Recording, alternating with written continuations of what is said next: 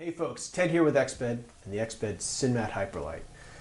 If you're the kind of person that cuts the handle off your toothbrush before you head out on a hiking trip, this is the mat for you. You're trimming all the weight down. This is light, tight, and super compact. In fact, here's a half-liter water bottle to give you a sense of the size and dimension of what we've got going on.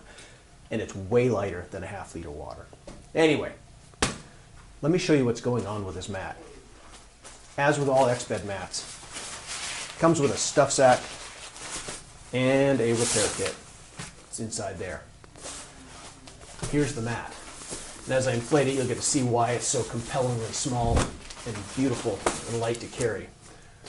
We use flat valves, well, like the rest of our mats. Open those up. I can go ahead and inflate this mat with lung power if you want to, but I prefer to keep things nice and dry, and I like to inflate it quickly, so I like to use the schnozzle pump sack. This is an accessory that we make. We make several other pumps, but the schnozzle pump bag is pretty fast, efficient, and it's lightweight. So open that up, capture some air on the inside, and then just squeeze that air in to the HyperLite. I don't know, maybe 3 bags full. We'll see. There's one. I guess it's going to be less than 3 bags full.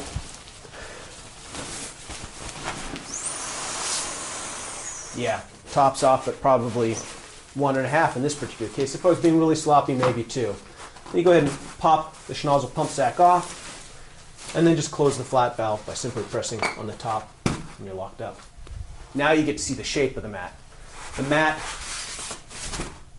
is fat and comfortable where you need it. You'll notice that this tapered profile that we have right here trims out or cuts the corners at the foot section and keeps the breadth around the shoulders.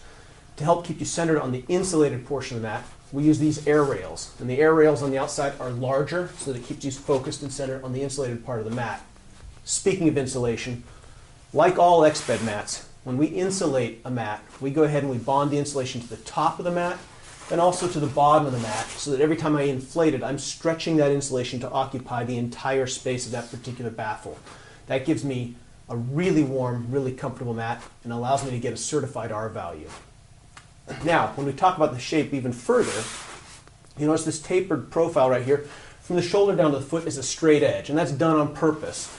It allows me to take another mat, if I'm coupling them up, and you can see I'm going to tilt this ever so slightly so you can see what's going on, and I get a nice straight taper right here with no gaps.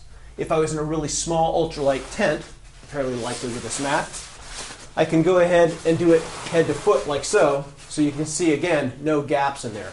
And that allows me to get the 2 mats into a really tight space if necessary without any gaps between it. So, really small, really tight.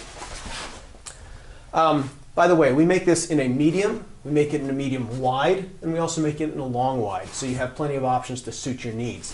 When it comes time to deflate the mat, also really fast and really easy, all you have to do is open up the single flat valve, and you take the deflate pin and just put it inside the flat valve like so. Real easy to work with. The other option is to go ahead and just take this little green flapper and just pop it out like so. Now I'll take the mat, fold it up roughly into thirds, and then just use my body weight to go ahead and squeeze the air out of the mat. Fast and easy, and we let my body weight do the work. Once I get most of the air out that way, just squeeze it all out.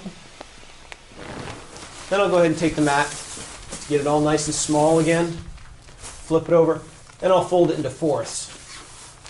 I may be being a little bit particular that way. You can do it however you want to, but I like to do it into fourths just because it allows me to squeeze it back into the stuff sack.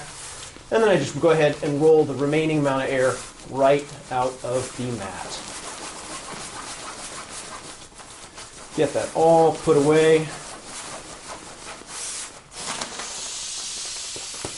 Squeeze out the rest of the air.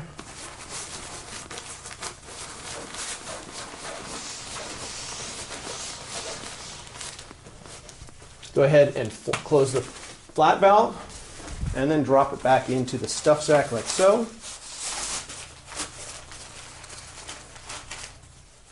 Close off the toggle.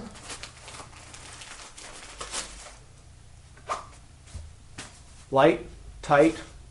We'll see you out on the trail.